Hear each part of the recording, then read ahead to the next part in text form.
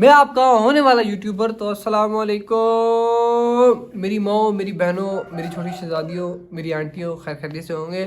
ٹھیک ہے، تو آج ہمارا بھائی بیٹھ کے ولاگ شوٹ کرنے والا ہے. ٹھیک ہے، آپ کو آج ایک بہت زیادہ مین امپورٹنٹ بات بتانے والا ہوں. ٹھیک ہے، بہت سے لوگ ایک ہی بات کے پیچھے لگے ہوئے ہیں کہ یار وہ بات یہ ہے کہ پاکستان اور افغانستان کے درمیان جنگ ہو رہی ہے. سی ہے جنگ، دونوں مسلمان آپس میں لڑ رہے ہیں. ٹھیک ہے، اور یہ بہت بڑی جنگ ہے نا، ایشو بنا لیا کہ بہت بڑی جنگ ہو رہی ہے. ٹھیک ہے، انسٹاگرام پہ دیکھو، آپ نے بہت ساری سوشل میڈیا پلیٹ فارم پہ آپ نے دیکھا ہو کہ ریلیں وغیرہ آ رہی ہیں، پاکستان نے افغانستان کے ساتھ یہ کر دیا، افغانستان نے پاکستان کے ساتھ یہ کر دیا. ٹھیک ہے، آج جو مین مسئلہ ہے میں آپ کو بتانے جا رہا ہوں. صحیح ہے، آج ہم بات کرنے والے ہیں بہت ہی امپورٹنٹ ٹاپک، پاکستان اور افغانستان کے درمیان ریئیکٹ ٹینشن. یہ ٹاپک صرف نیوز نہیں بلکہ ہماری ڈیلی لائف، ریئیکٹ اور امن کو ڈائریکٹلی افیکٹ کرتے ہیں.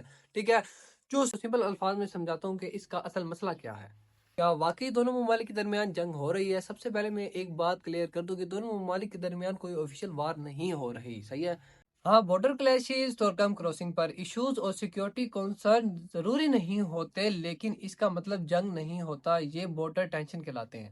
بارڈر کراس فائر کبھی کبھار مس انڈرسٹینڈنگ یا انلیگل کراس کی وجہ سے فائرنگ ہو جاتی ہے. ملیٹنسز ایشوز، اس کا مطلب ہوتا ہے کہ دونوں طرف ملیٹنٹ کے موومنٹ پر کنسرن ہوتے ہیں.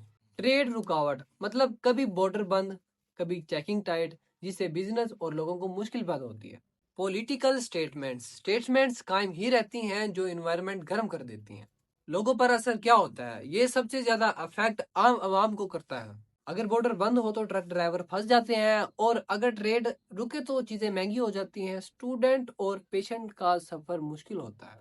اور ہاں، فیملیز جو دونوں سائڈ پہ رہتی ہیں انہیں ٹینشن ہوتی ہے. ملیٹنسز ایشوز، دونوں طرف ملیٹنٹ کے موومنٹ پر کنسرنز ہوتے ہیں. دونوں قوامین امن چاہتی ہیں. ایک بات بہت کلیئر ہوگی کہ عام پاکستانی اور عام افغانستان نو وار چاہتے ہیں. دونوں طرف کے لوگ اپنی زندگی اور پیس کو امپورٹنٹ دیتے ہیں. عوام کی ڈیمانڈ سب سے بڑی آواز ہے.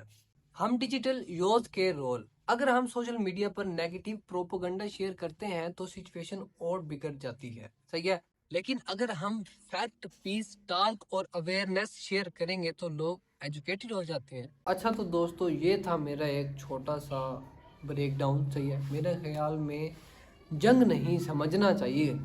اچھا، اور کومنٹ میں بتاؤ کہ آپ کیا سوچتے ہو. ہاں، اگر ہوں بھی سمجھ نہیں آئی نا تمہیں، پھر تھوڑا اللہ حافظ ہے. اوکے جی، ملتے ہیں نیکسٹ ٹاک میں، تب تک کے لیے اللہ حافظ.